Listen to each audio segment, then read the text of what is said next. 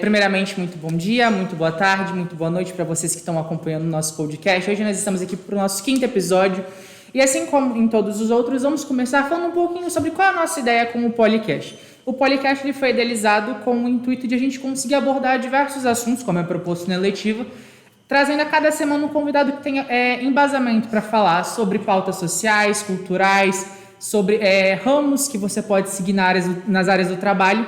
E no episódio de hoje a gente está aqui para falar um pouco da área da saúde, para falar de enfermagem, e a gente convidou o Gabriel para estar vindo aqui conversar um pouquinho com a gente. Então, inicialmente, muito obrigado por você ter topado vir aqui conversar conosco. Todos nós estamos muito felizes de você estar aqui para a gente poder falar um pouco da área da saúde, que nesses últimos anos, principalmente, foi tão valorizada, falou-se tanto. Muito obrigado por você ter topado o convite de vir conversar conosco. Obrigado. Para começar, vamos fazer uma pergunta de praxe que a gente faz para todo convidado. Para quem não te conhece, quem é o Gabriel? Bom, boa noite a todos e a todas. Meu nome é Gabriel Silvestre, sou bacharel em enfermagem, né? Me formei em 2007 na Universidade do Espírito Santo, a Unesc. Tenho pós-graduação em enfermagem do trabalho e atuo desde 2008, tanto na estratégia de saúde da família, quanto no pronto atendimento. E hoje estou trabalhando na vacinação do município de São Roque do Canaã, na imunização. Vamos seguir uma linha cronológica do lado do início até hoje. Como você falou, eu quero trabalhar na área da saúde, eu quero ser enfermeira, sempre foi algo que você quis, foi algo que você escolheu chegando ali no período de entrar numa graduação? Então, como que aconteceu? Na verdade, foi uma escolha meio que aleatória, não foi uma coisa que estava fixada na minha cabeça, né? Uhum. Eu, a princípio, fiz vestibular para psicologia, passei na primeira fase e, no meio do caminho, desisti de fazer até a segunda fase e falei, vou fazer enfermagem. Comecei a fazer enfermagem na Unesc, me identifiquei muito com o curso, né? E como eu me identifiquei, concluí, assim, até um pouco modéstia à parte, fui um aluno de destaque na época e me identifiquei, até hoje, assim, é a profissão que eu amo, né? Que eu adotei como até uma filosofia de vida, né? Partindo ali do princípio que o objetivo do podcast é incentivar pessoas que ainda estão naquele período de escolha, tem como você falar um pouquinho de como que era o curso de enfermagem, como que era os períodos, os conteúdos, porque às vezes a gente acha que é muito aquele quadradinho, quando você vai lá a amplitude é muito grande dos conteúdos que são abordados. Certo. A enfermagem, a faculdade que eu fiz era de 4 anos, né? Que era dividido em 8 semestres. Lá a gente estudava em tempo integral, era de manhã e à tarde. A gente tinha vários tipos de disciplinas incluídas no curso. Anatomia, genética, biologia, epidemiologia, até inglês a gente aprendeu, né, no curso de enfermagem, né? Então a dinâmica foi essa, são várias disciplinas, né? Desde a semiologia até a anatomia humana, que é ministrado na faculdade de enfermagem, né? Estatística, a gente também estudou muito isso, né? Bom, boa noite, né? Boa noite. Eu gostaria de agradecer, né, a sua presença. Eu que agradeço. Também obrigado a quem vai estar assistindo a gente agora, né? Igual vocês estão aqui também pelo YouTube. Como você falou, você, né, não era a sua primeira escolha, né? Porque você fez psiquiatria, né? Então você... Psicologia, desculpa, perdão. Aí depois você fez, né, enfermagem. Aí, se por um acaso assim, você tivesse uma nova oportunidade, vamos dizer assim, você pudesse voltar no tempo, você faria logo de cara enfermagem? Recomendaria para as pessoas? Não, eu recomendo. A enfermagem é uma área maravilhosa para trabalhar. É desgastante, não vou mentir para vocês. É desgastante, às vezes não é muito, do ponto de vista financeiro, reconhecida, mas quando você adota a enfermagem para você, você não quer mais sair dela, entendeu? Muitas pessoas às vezes saem, eu vejo muita gente sair da enfermagem para fazer medicina, porque com a medicina, do ponto de vista financeiro, é melhor, né? Mas como não tenho perspectiva de ficar rico, né? Eu estou muito feliz com a enfermagem, e se eu voltasse no passado, eu faria tudo de novo, entendeu? É isso. Continuando aquela nossa linha cronológica, você pegou, decidiu que queria fazer enfermagem, formou em enfermagem, mercado de trabalho. A gente sabe que hoje em dia, principalmente, você tem muita gente formando na área, técnico de enfermagem, enfermeiro, médicos. Como que foi a entrada no mercado de trabalho? Foi algo muito concorrido naquela época? Não que seja há muitos anos atrás, mas quando aconteceu, como foi esse processo de entrada nesse mercado de trabalho? Porque realmente, na minha época, ainda a enfermagem não tinha o campo que ela tem hoje, né, do enfermeiro. Com as leis vigentes, existe uma exigência porque existe o auxiliar de enfermagem, o técnico de enfermagem e o enfermeiro. As prefeituras, os hospitais lotavam de técnicos de enfermagem, auxiliares, porque é uma remuneração menor, e contratavam menos enfermeiros, né? Na minha época ainda era assim, em 2008 ainda era assim. Como veio aumentando a exigência para ter enfermeiros, para ter coordenadores da saúde, então abriu-se mais o leque para a contratação de enfermeiros para mais cargos, né, surgiram. Na minha época ainda eu consegui através de uma OCIP que prestava serviço em São Roque, né? É uma organização social que o município contrata ela para prestar serviços para ele. E eu fui contratado por essa OCIP para trabalhar em São Roque. Foi meu primeiro emprego. Trabalhei durante 2 anos e meio no ESF, na época ainda era PSF, Programa de Saúde da Família, hoje é Estratégia de Saúde da Família. Então foi através desse vínculo que eu iniciei meu trabalho na enfermagem de fato, né? Só que hoje, como eu estava dizendo, com as exigências, né, de que há necessidade de ter mais enfermeiro para poder fiscalizar, para poder orientar, para poder conduzir os trabalhos na área da enfermagem, então há mais vagas, há um campo maior de trabalho, né? E a gente tem visto também que a população vai envelhecendo, há uma necessidade automática de que uma oferta de saúde também vai aumentando, né? De serviços de saúde. Bom, como você disse, né, é um processo ali desgastante, tanto ali na parte, né, de estudo, né, só decorrer ali na faculdade, mas eu tenho certeza também que é desgastante na hora de trabalhar, né, em algumas situações assim que você tem que lidar ali no seu dia a dia. Você poderia, por exemplo, né, exemplificar algumas, né, contar alguma história para nós? Olha, assim, eu trabalhei no pronto atendimento e trabalhava no pronto atendimento de São João Canaã e trabalhava no SF aqui de Barracão, São João de Petrópolis. Trabalhei durante 7 anos, em 2 vínculos, porque assim, a enfermagem, como eu estou dizendo, não paga aquele valor absurdo, não paga mal, mas também não paga, então eu tinha que ter esses 2 vínculos, porque eu tinha recém-casado, tinha uma filha, precisava de construir a casa e tal. Esse período foi um período desgastante do ponto de vista físico, né? Onde eu tive que me dedicar muito a trabalhar, porque eu precisava de uma renda naquele momento, certo? No que diz respeito ao trabalho na enfermagem, o que desgasta, assim, para o enfermeiro, propriamente dito, porque o enfermeiro, geralmente é delegado a ele a coordenação, né? Se ele trabalha na estratégia de saúde da família, ele é a referência. Quando vocês vão no postinho de saúde, é a primeira pessoa que eles te indicam para conversar, antes do médico, antes de qualquer um, a conversa com o enfermeiro. Porque ele que organiza, ele que faz a agenda, ele que... Claro que os outros também participam, mas ele é o elo principal dessa corrente, né? Então, assim, lidar com as relações humanas, com os companheiros de trabalho, é um pouco desgastante, porque você às vezes tem que delegar e às vezes você insatisfaz. Então você tem que ter uma certa habilidade nessa questão. Você tem que ser político também nesse campo, entendeu? Saber dialogar, saber como coloca, como bota a sua ideia, como você pede, como você maneja a situação interpessoal com os colegas de trabalho.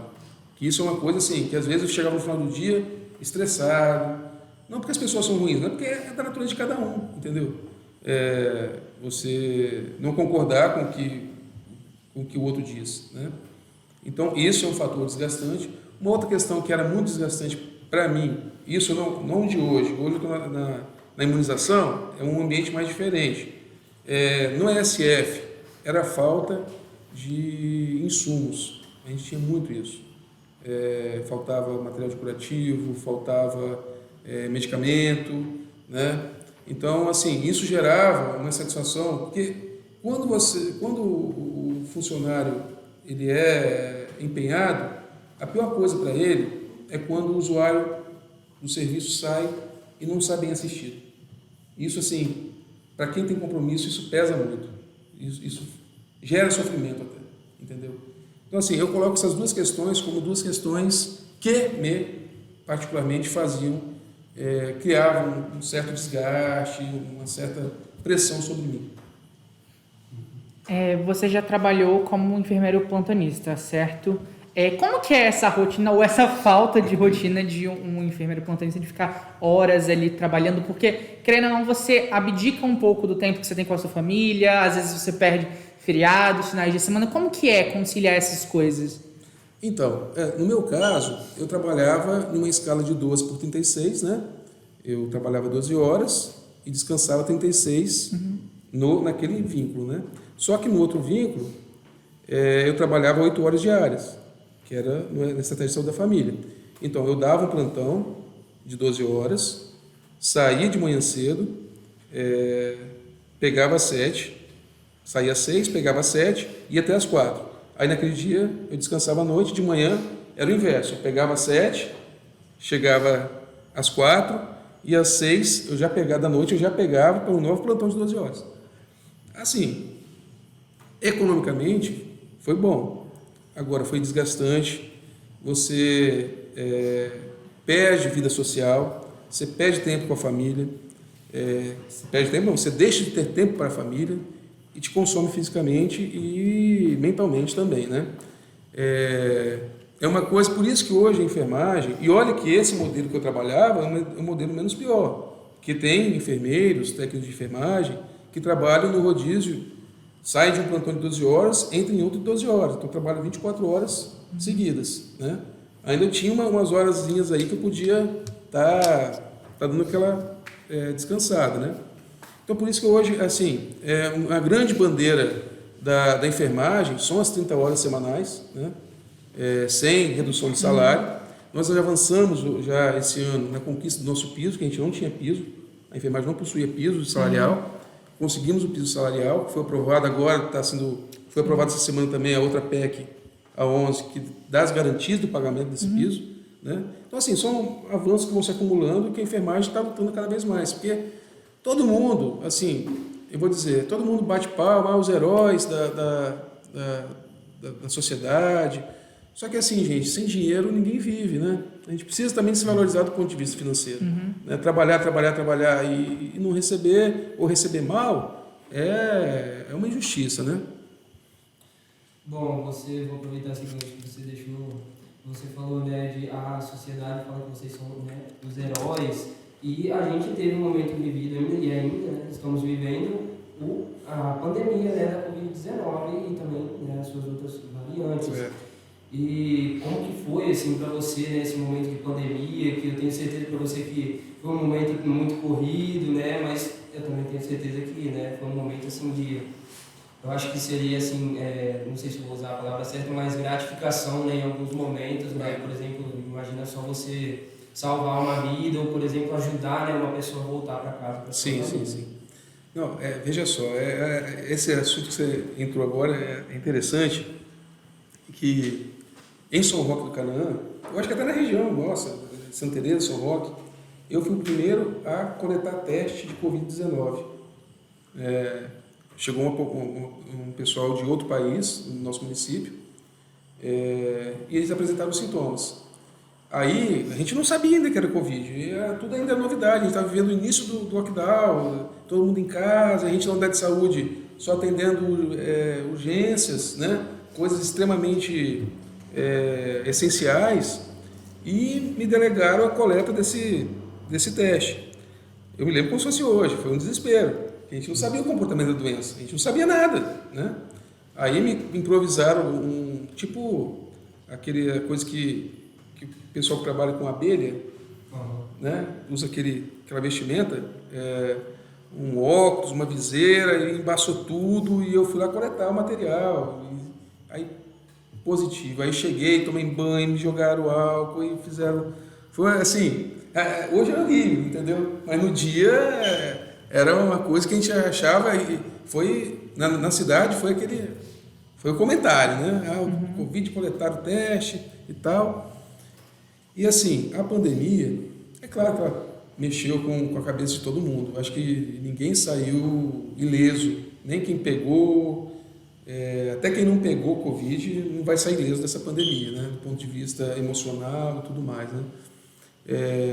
Foi um momento que gerou muita angústia, gerou muita ansiedade, muito medo, né? Não vou negar, porque a gente não sabia. Chegou um ponto que morriam 4 mil brasileiros por dia, né? E a gente atendia gente. Eu esqueci de comentar, eu fiquei um tempo na testagem também, exclusiva na testagem, onde a gente testava, na época era 20, 25 por dia, testes positivos, né? E a pessoa testava, não tinha vacina ainda, a pessoa testava e saía bem. Aí daí a pouco, fulano de tal foi encaminhado para a Colatina e está entubado. Pessoa jovem, sem comorbidade. Então a gente não sabia o dia de amanhã. O dia de amanhã sempre seria uma surpresa, né? Então, assim, a experiência com a pandemia, eu nunca imaginava que eu ia passar por isso. Eu acho que não sei se algum outro profissional de saúde imaginava. A gente estudou as pandemias que existiam no mundo, a peste negra, a gripe espanhola, mas nunca imaginou que ia passar por isso, né? Da forma como a gente está passando, né? A gente contabiliza milhões de mortos hoje no mundo, no Brasil mais de 600 mil óbitos, e se não fosse a vacina, com certeza eu tinha perdido as contas. Eu de fato não sei o que seria sem a vacina. Muito mais pessoas iam morrer, né? O Brasil estaria atingido aí, eles falam que 20 milhões de pessoas deixaram de morrer por causa da vacina. Não morreram por causa da vacina, mas poderiam ter morrido. Então, assim, a experiência, eu não vou sair mesmo, não vou, hoje o Gabriel de 2020, claro que na vida da gente a gente nunca é o mesmo, né? Todo dia a gente se transforma, mas com a pandemia é uma coisa totalmente diferente. Hoje eu tenho uma visão do mundo e da vida muito mais diferente do que eu tinha em 2020, entendeu? Esse período da pandemia que a gente passou, ele escancarou como que a saúde no Brasil ela é negligenciada. Sem entrar em viés político, porque não é esse nosso objetivo, mas como que é para o médico que está ali acostumado médico, enfermeiro, um técnico de enfermagem, que está acostumado a lidar com a saúde das pessoas e pessoas morrendo, não por falta de assistência, mas por falta de um leito, de um respirador, de algum remédio. Então, especificamente na questão do Covid, assim, é chato eu dizer isso, mas eu não tenho como me furtar a falar essa questão, tá, gente? Eu acho que o governo federal foi negligente, eu acho que o governo federal foi omisso, ele negou o tempo todo a doença, ele negou a vacina, ele foi contra a ciência, assim, e dizer e concordar com as coisas que ele falava e fazia, a minha formação não permite, entendeu? Então, eu acho assim, existe sim um déficit de estrutura no país, ou já existe há muito tempo, só que, pontualmente, na questão da pandemia, houve uma negligência a nível de governo federal imensa. Muitos se criticam os governadores, de todos os estados, mas eu acho que se eles não botassem o pé na porta e tomassem as medidas que eles tomaram por conta própria, acho que a situação estaria pior. Hoje, porque assim, eu me baseio pela ciência, eu não me baseio pelo que eu acho, entendeu? O que me norteou durante esses 2 anos de pandemia foi a ciência. Quer queira, às vezes ela erra. Agora, é o único instrumento que a gente tem de poder chegar numa coisa um pouco mais certa, entendeu? Poxa, enquanto falava-se que cloroquina não funcionava, que os estudos mostravam, taca a cloroquina, não, nada de vacina não, vão tacar cloroquina, vão tacar ivermectina, meu Deus do céu, não sense isso. Entendeu? Desculpa eu ter que entrar nesse mérito, mas eu sou obrigado a dizer, né? Especificamente no ponto da pandemia, tá? É o que eu penso. Aí chegou a pandemia, milhares de vidas sendo perdidas diariamente, chegou num ponto que a gente perdia mais de 1.000 vidas por dia, chegou a vacina. Aí a gente vive num período, a gente até falou esses dias para trás numa outra entrevista, que a gente vive num mundo muito do imediatismo, a minha opinião, eu tenho essa opinião, por que eu tenho a opinião? Porque eu quero. E eu acredito naquilo, eu recebi no WhatsApp, eu vi na corrente do Facebook, eu acredito. A gente viveu e ainda vive um período de muito negacionismo. E como a ideia do podcast é chegar a outras pessoas e fazer com que outras pessoas ouçam, mesmo que talvez para a gente já fique claro, fala um pouco da importância dessas vacinas e como elas foram extremamente importantes para reduzir a curva de óbitos que a gente estava tendo diariamente no nosso país. Você foi gentil quando você disse 1.000 óbitos, né? Nós chegamos a 4.000 óbitos, né? Assim, gente, eu vou para um exemplo da nossa realidade concreta, do nosso dia a dia, né? Antes das vacinas, como eu disse para vocês, a gente testava, dava 20, 25 casos positivos, nós estávamos com 21 óbitos já em São Roque do Canaã. Estou falando especificamente de São Roque do Canaã, Santa Teresa teve mais óbitos. Hoje, há dias, eu não estou mais na testagem, estou na imunização, mas há dias que eu tenho acesso lá aos relatórios, onde há 80 casos, 100 casos, e nenhum óbito. Então, assim, isso deixa claro do ponto de vista estatístico e científico e de tudo mais, que a vacina funciona, entendeu? Tem que ser aprimorada, deve ser aprimorada, deve ser melhorada, mas é um instrumento que a gente tem no momento para poder evitar os óbitos e que as pessoas sobrevivam, entendeu? E como você disse, a questão do que eu acho é o certo e dane-se o que a ciência diz, dane-se o que os especialistas que estudaram a vida inteira dizem, é um grande problema que a gente vive hoje, né? Eu acho que a gente evoluiu nesses últimos anos muito nessa questão do negacionismo, né? As redes sociais ajudaram na verdade, as redes sociais elas foram um instrumento de canalização, de propagação dessas ideias, né? Nada além disso. Se elas forem bem utilizadas, não é problema. O problema é que elas foram utilizadas para isso, né?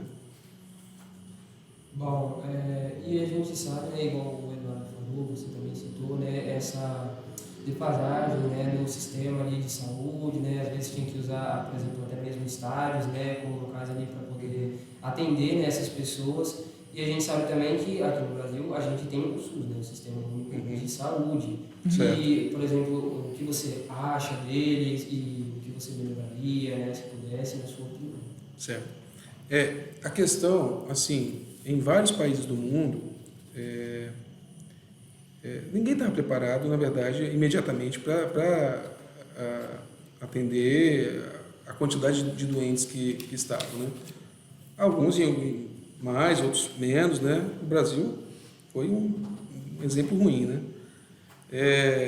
O que eu acho do SUS? Primeiro, o que eu acho do SUS?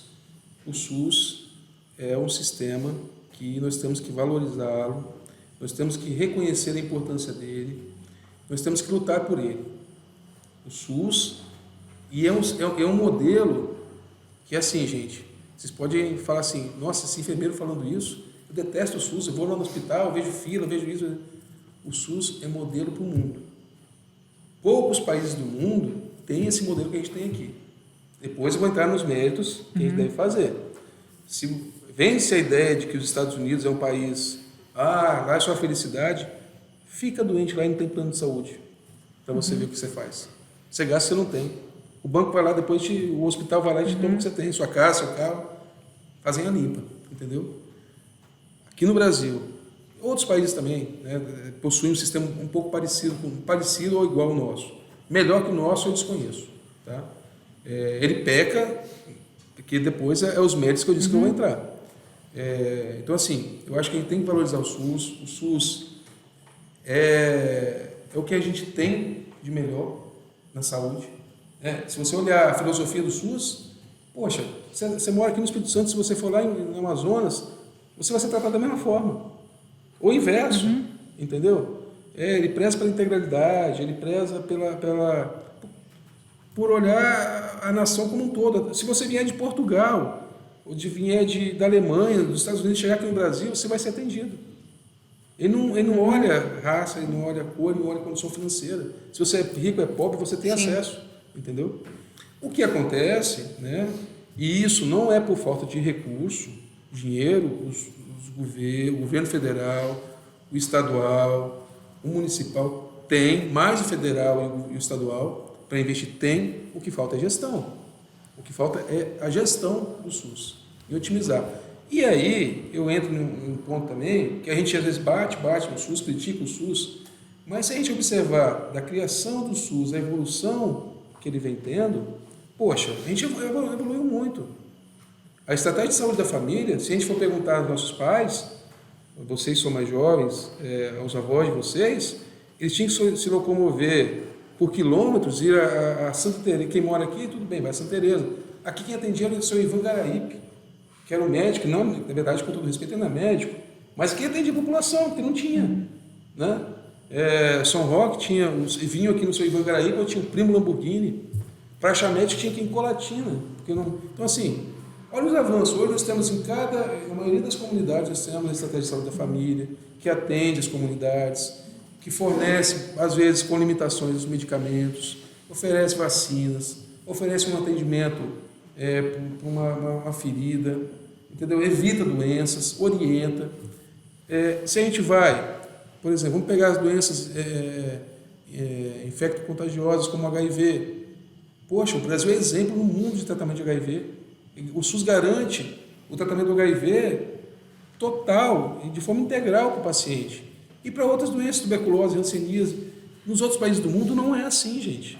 Então, às vezes, a gente fica com essa síndrome de vira-lata, que é aquela coisa que fala, não, no meu país nada presta, o SUS não presta, mas a gente tem que reconhecer também os pontos positivos, entendeu? E a gente vai avançar mais, tenho certeza. Sim. Né? Novamente, a gente falou sobre essa superlotação dos hospitais, a falta de insumos na época da pandemia. Não é justificável, mas você entende que é uma situação atípica que ninguém estava preparado para aquilo do nada. Só que a gente está a gente está aprendendo a conviver com a Covid, porém, mesmo assim, ainda falta insumo, ainda falta leito, ainda tem negligência. Teve uma situação recente aqui no nosso município.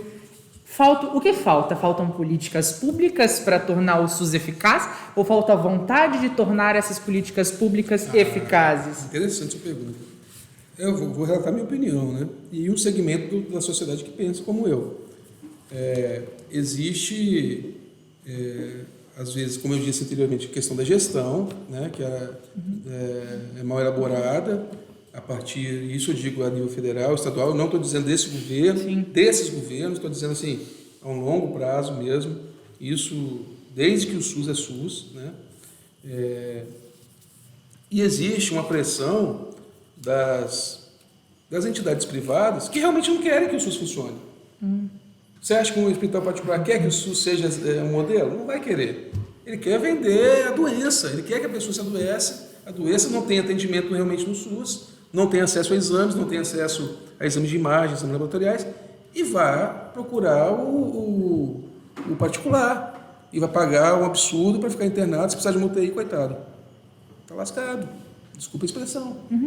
Entendeu? Então, assim, há setores, eu vejo o lobby que é feito na Câmara Federal, né? No Senado, a gente percebe isso, eu acompanho isso.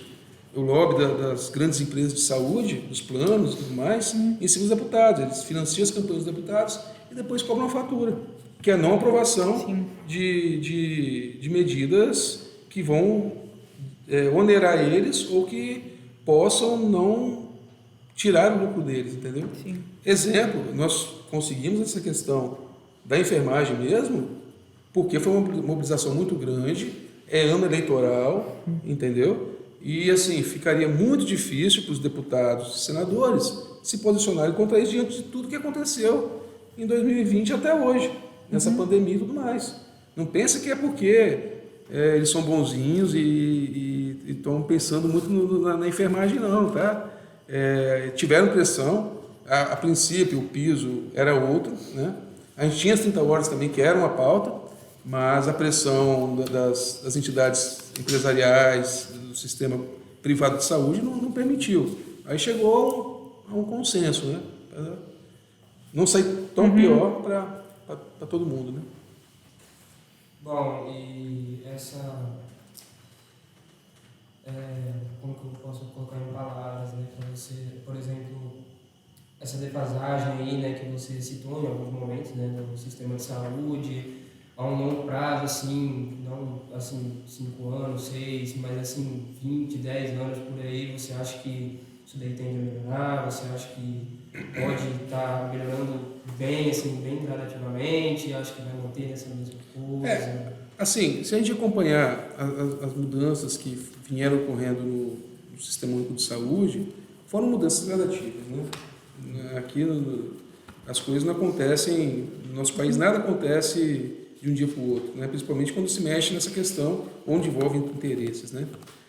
Eu acho que a tendência é de melhorar, entendeu? De a gente avançar em alguns aspectos, né? Até do ponto de vista tecnológico, né, e tudo mais, da acessibilidade. Tendo em vista também, porque vai haver pressão, né? Pressão da sociedade. A população está envelhecendo. Vai requerer mais cuidados, vai requerer mais serviços de saúde, né? Então, de qualquer forma, não tem como correr muito disso. Vai ter que haver mais investimento e mais organização. Antes de a gente sair desse assunto de Covid, SUS, que é algo que ainda é meio delicado de falar, porque é muito recente, teve muita gente que teve muita perda. Só me corrija se eu estiver errado, mas é importante ressaltar também que o SUS, ele não atua só ali nos postos de saúde. Existe uma série de entidades que são o que fiscaliza os nossos alimentos, o que fiscaliza os nossos remédios, o que aprova esses medicamentos, também são entidades pertencentes ao SUS. Todo mundo é dependente do SUS, não só. Até quem utiliza um sistema privado, ainda assim se utiliza de entidades do SUS. Exatamente. A água que você bebe, que é distribuída pela empresa, o SUS está ali, entendeu? Eu tenho plano de saúde, não depende do SUS, não. Depende de tudo. E torça para você não ter algum tipo de doença, porque tem algumas doenças que a rede privada não oferece tratamento. É só o SUS realmente, entendeu? Sim. Então, o SUS está na vigilância, o SUS está na Anvisa, que é a questão das medicações. Então não adianta, está em todo lugar. Sim. Né? Aí vamos deixar um pouco esse assunto de lado e vamos voltar para a enfermagem. A gente sabe que tem aquela questão do médico, do enfermeiro, do técnico de enfermagem, ele tem um certo distanciamento do paciente porque ele não pode se apegar a ele por N situações. Porém, a gente sabe que todo mundo é ser humano, às vezes é difícil. Existem casos em que não dá, em que você acaba se apegando ao paciente, você sente pelo que ele está passando ou é importante manter o profissionalismo sempre? Não, eu já me envolvi emocionalmente com essas situações, entendeu? De pacientes que desenvolveram determinadas doenças que não tinha irreversível, entendeu? E no final a gente acaba sofrendo junto com a família, junto com o paciente. Depende da interação que você tem, porque assim, com cada paciente o vínculo que você cria é diferente, né? Tem pacientes que você consegue criar um vínculo mais íntimo, vamos dizer assim, com a família, com ele próprio, né? E isso aí é muito complicado. Isso eu não vejo só na enfermagem, não. Eu vejo até com médicos, técnicos de enfermagem, entendeu? Agentes de saúde. Eu vejo, às vezes, esse tipo de... Não é um problema, né? É da vida, né? E, assim, da minha parte, eu já aconteceu, sim. Né? Infelizmente ou infelizmente aconteceu. Bom, eu vou fazer uma perguntinha agora, vai ser mais pessoal minha, né? Uma dúvida que eu estava aqui tendo agora. A gente está assim, falando, né, sobre o atendimento, sobre o sistema em si, só que a gente está falando assim, de um modo mais geral da população. Eu fiquei pensando, até por um momento que eu presenciei quando eu tinha ido para os jogos, né, que eram pessoas com algum tipo de deficiência, às vezes não tinha uma perna ou tinha algum problema, né, físico ou mental, e como que seria assim, esse tratamento, esse suporte, né, que o sistema de saúde assim, poderia oferecer, se ele oferece, eu sei que muitas vezes não oferece todos os recursos, né, mas se consegue correr atrás, consegue prestar esse atendimento para poder melhorar a situação. Você está dizendo na questão do uso de próteses? Não, o SUS ele contempla alguns tipos, entendeu? Ele contempla. Só que assim, às vezes é um pouco burocrático, às vezes é um pouco demorado, né? Mas ele contempla isso sim. Eu tive casos de pacientes que conseguiram pernas mecânicas, né, para próteses, né, mecânicas para poder estar utilizando, foi pelo SUS mesmo que ele conseguiu, entendeu? Então assim, há o acesso, tem o acesso sim, não para tudo, né? Se você me perguntar, como é uma área que eu não atuo, né, intensamente, eu não sei dizer quais eles fornecem e o que precisa para poder conseguir, né? Toda a burocracia, eu quero dizer, né? Mas algumas coisas eu já presenciei que sim, que fornece. Tá? Aparelho auricular, aparelho auditivo, essas próteses. Agora tem uma pergunta, a pergunta não é minha, a pergunta é de um amigo nosso, que ele até vinha aqui hoje para ajudar a entrevistar, só que ele teve contato com uma pessoa e teve que acabar se isolando, então se estiver errado, a culpa não é minha. Mas o enfermeiro ele tem algumas, não vou dizer limitações, mas alguns impedimentos, que é questão de prescrição de medicamentos, prescrições de exames, que alguns não podem ser feitos. O enfermeiro ele não pode prescrever. A pergunta dele é o que você acha? Essas barreiras elas deviam ser tiradas, porque querendo ou não, ele passa 4 anos estudando, se ele devia ter essa liberdade para poder prescrever um medicamento, para poder indicar um exame. Então, a gente teve avanços nessa área também, entendeu? Hoje o enfermeiro, seguindo os protocolos do município, né, que o município cria um protocolo com base no que o Estado diz, com base no que o Ministério da Saúde diz, onde o enfermeiro pode prescrever, né, pode solicitar exames. São todos os exames? Não. Que se enquadram naqueles protocolos, de tuberculose. O tratamento é esse. Porque, assim, o tratamento de tuberculose, o tratamento de hipertensão, depois da primeira prescrição do médico, vai ser aquilo mesmo, entendeu? Então, assim, ele pode dar continuidade, desde que ele perceba que não está tendo nenhuma alteração. Se ele perceber que há alguma alteração, logicamente que ele tem que comunicar ao médico para ele poder estar avaliando a necessidade de substituir ou não a medicação, né? Como muitas coisas são protocolares, né? Eu acho que assim, a enfermagem poderia ser mais bem utilizada nesse aspecto, né? Das prescrições, das solicitações de exame. Só que eu sei que existe um lobby da categoria, e eu não estou aqui criticando, falando, só a constatação da categoria médica que impede isso, um avanço maior, né? Porque, quer queira, quer não, eles vão perder espaço, né? Se o enfermeiro começar a fazer o que só o médico pode fazer, eles perdem espaço e aí você já entende, né? Agora eu vou fazer uma pergunta aqui entrando no assunto mais delicado, mas é que eu acho importante também ser falado. Toda profissão tem a sua ética. A medicina também tem a sua ética. Essa semana a gente viu um caso que um médico anestesista estuprou uma mulher no momento que ela estava fazendo trabalho de parto. Eu queria que você falasse um pouco sobre esse processo da ética, como vocês são trabalhados para lidar com esse tipo, com as pessoas, saber que tem um limite. Porque, para não ficar como generalizado, como se, por ter acontecido um caso isolado, manchar toda uma classe. Sim. A questão da ética tem uma disciplina que a gente tem na bioética, né? Na universidade, mas assim, isso aí depende do caráter da pessoa, né? Não tem jeito, foge a questões de ensino, de educação, né? Às vezes até é uma questão patológica da pessoa, não estou minimizando não, mas especificamente esse médico aí, você pode dizer que ele é um médico, esse cara não tem como explicar o que ele fez, entendeu? Do ponto de vista normal de um ser humano, né? Mas ele deve pagar pelo que ele fez. Sim. Né? Então, assim, a gente preza por essa questão, valoriza essa questão muito. Não só... E a gente tenta, com os companheiros também, trabalhar isso, de trabalhos técnicos. Por exemplo, vou ser mais pontual para vocês entenderem, tem situações em que o técnico e o enfermeiro ficam sabendo, né? Lógico, você tem toda a liberdade e não é antiético você chegar para um médico e falar, tem um paciente assim, assim, essa, né? Explicar toda a situação para poder direcionar o tratamento, direcionar a orientação. O que não pode é você começar a chegar em casa e tratar isso com a família, tratar isso com a roda de amigos, tratar dessas questões. Sim.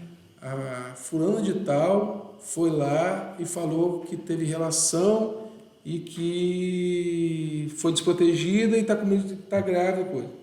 Sair dizendo e pontuando, a filha de fulano consultou comigo e falou isso, isso e isso.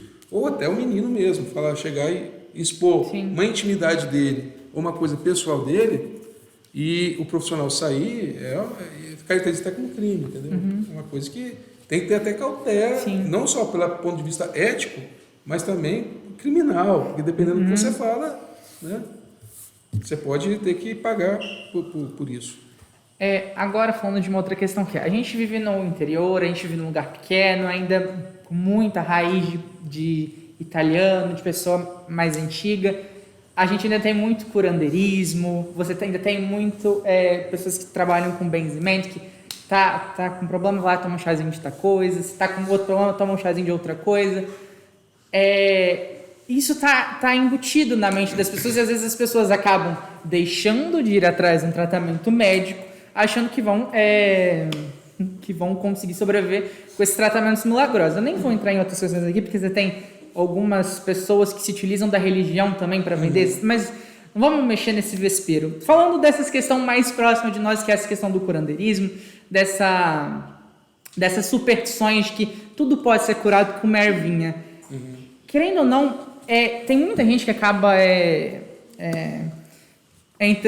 pode acabar se prejudicando por conta disso. O que você pode falar para esse tipo de pessoa? Porque a gente não pode chegar e falar com uma vovozinha lá de seus 70 anos que aquilo lá que ela fez a vida toda não dá certo. Mas ao mesmo tempo a gente não pode deixar ela permanecer só tomando o chazinho de boldo dela ali que ela vai melhorar de tudo.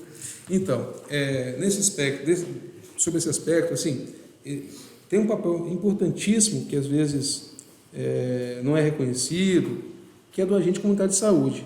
Quem vê isso, na verdade, se não for relatado lá no consultório, é o agente comunitário de saúde que vai saber, né? Que vai trazer essa informação para a gente. Eu parto do princípio, como você disse, se ele chegar para mim, Gabriel, o fulano de tal lá está tomando chá de cidreira para baixar a pressão. O que eu devo fazer? Ele está tomando medicação? Não, tá. Ele está tomando chá de cidreira e está tomando medicação? Tá, beleza, entendeu? Desde que o que ele esteja fazendo não esteja prejudicando a sua saúde, eu não vejo problema. O problema é quando começa a entrar numa outra esfera, quando começa a prejudicar a saúde, aí a gente tem que intervir. Só que, infelizmente, a gente não tem autoridade para intervir, a gente vai até determinado ponto, da orientação, ou quando a pessoa não responde por ela, em casos especiais de idosos, ou de problemas psiquiátricos, ou de crianças, aí a gente tem como intervir de forma mais incisiva. Do contrário, a gente recomenda, a gente faz as recomendações, né? Tenta fazer junto com o tratamento alternativo o tratamento que é preconizado, né? Que nem sempre é medicamentoso, às vezes é mudança de hábito também, né? Sim. E a gente caminha, porque é uma linha muito tênue. Para você perder o paciente e ele te abandonar de vez, você tem que ter aquele jogo de cintura, né? Pisar em ovos, é por aí. Tá? Alguma pergunta? Alguém tem alguma pergunta? Não? Tá, então vamos fazer também, a gente tem duas perguntas práticas, que é uma no início e uma no final. No início é para você se apresentar e no final o que você diria para quem quer trabalhar nessa área da saúde? Porque a gente tem alunos, não sei se aqui, mas o pessoal da manhã tem alunos que provavelmente vão assistir depois, tem essa vontade de trabalhar na área da saúde. O que você tem a dizer para eles? Olha, eu vou falar porque assim, eu posso falar por mim e pelo que eu sinto, né? É uma área que a partir do momento que você se identifica com ela, você não quer abandonar mais. É uma área que você cria laços fraternos, laços que solidificam cada vez mais.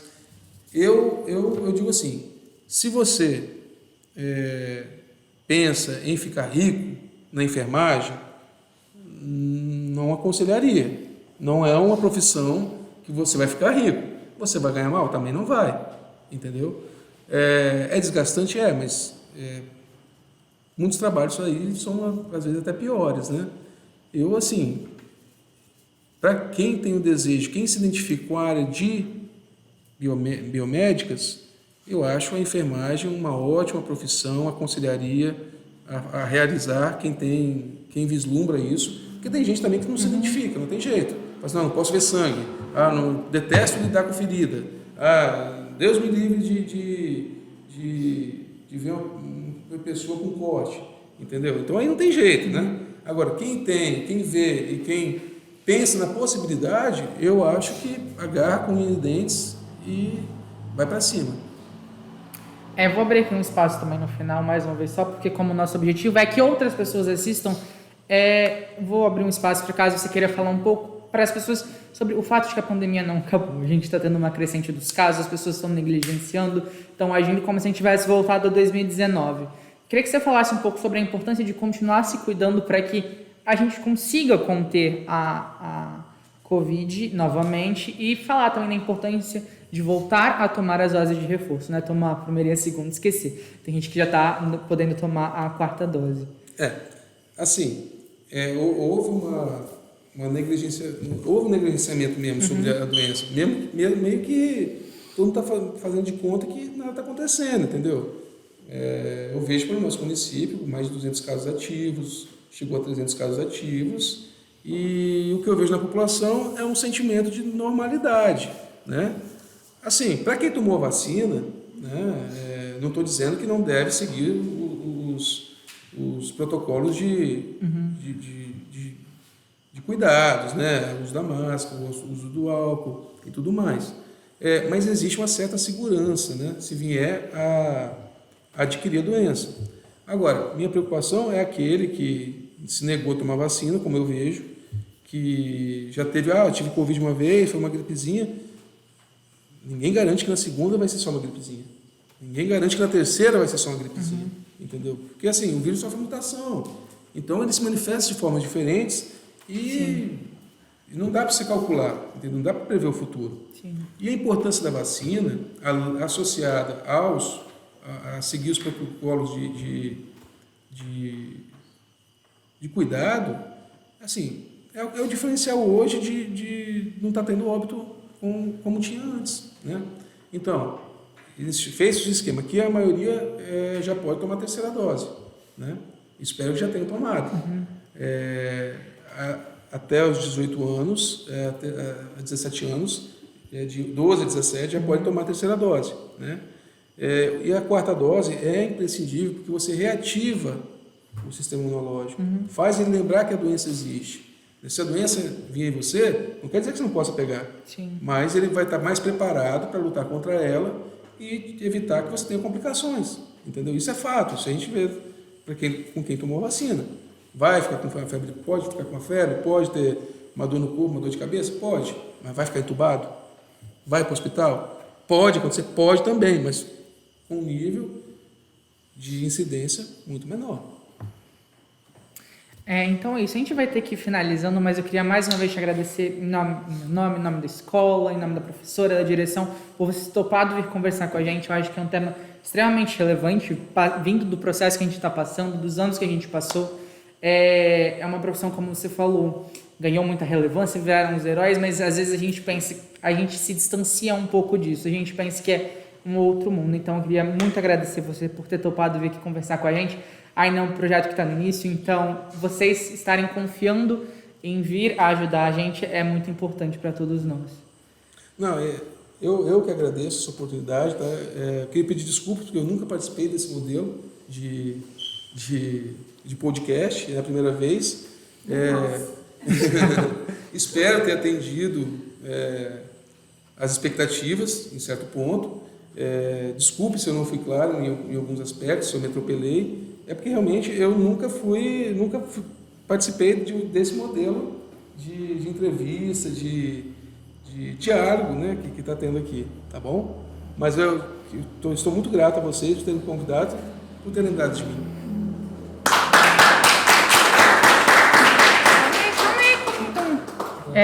Para finalizar, eu queria agradecer ao pessoal do Noturno que veio assistir um episódio do nosso podcast, a vocês que também estão assistindo depois em outro momento. É muito importante esse apoio, esses telespectadores para fazer com que o projeto possa permanecer. Novamente, reforçar que na semana que vem nós não temos episódio por conta do recesso escolar, mas na outra semana nós voltamos. Então, mais uma vez, muito obrigado, tchauzinho e até a próxima.